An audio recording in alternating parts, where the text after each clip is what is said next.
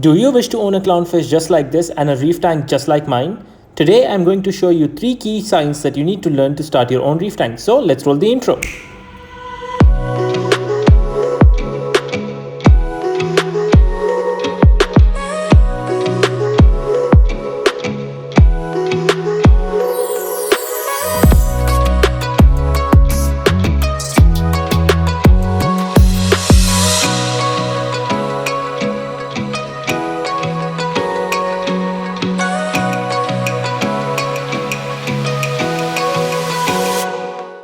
Three key parameters in reef tank that you need to be aware of.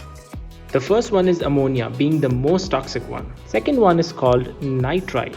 It's lesser toxic than ammonia, but it's still very harmful for your fishes. Having higher levels of nitrite and ammonia is not recommended in your reef tank. Third one is nitrate. It's the least toxic to your fish. And this is how they work in relationship with time. When you first set up your tank, there's a natural ammonia spike in your tank, and this is normal. Do not add fish at this point. As a result of this ammonia spike, there's a natural form of bacteria which starts growing in your tank. This bacteria helps you to convert all the ammonia in your tank into a lesser toxic form called nitrite. It is still not recommended to add any fish at this point. Nitrite, even though being less toxic than ammonia, can still harm your fish.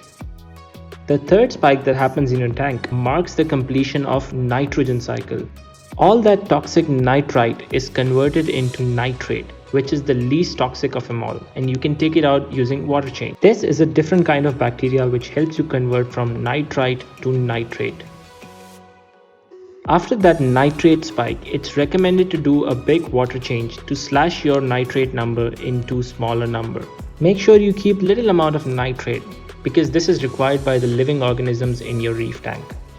So we are done with the nitrogen cycle. Now let's move to the filtration part. If you are planning to set up a new tank, you have to go through cycling process.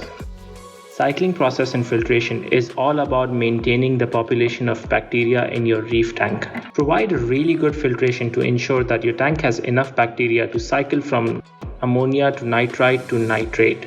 Once your nitrogen process is complete, you can go ahead and start adding your fish. To help you cycle your new tank, you need the rock. After adding the rock for filtration, this bacteria will automatically start growing and multiplying on the rock. This bacteria will make sure that your ammonia is converted to nitrite. Now the problem is the same bacteria cannot be used to convert from ammonia to nitrite to nitrate. For this to happen, you need a second type of bacteria to grow on that same rock. And don't worry, you don't have to add anything. After the nitrite spike, this bacteria will automatically appear in your tank, just out of thin air. And there you go. By adding proper filtration, the same process will repeat from nitrite to nitrate. And after that quick water change, just go ahead and add that clownfish that you've always been looking for. And there you go, the filtration is also done. Now let's move to the maintenance routine. Maintenance is the easiest to talk about but the hardest to do because it involves following a routine which can make sure that your tank is always successful and happy and thriving. First step is to clean your tank, so let's do it.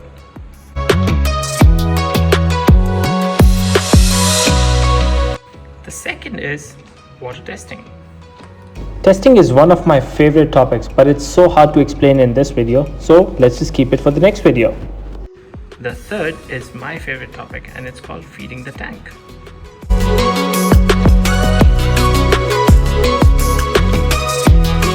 And the last one is water change, which a lot of people dread in this hobby, but it's not that difficult to do.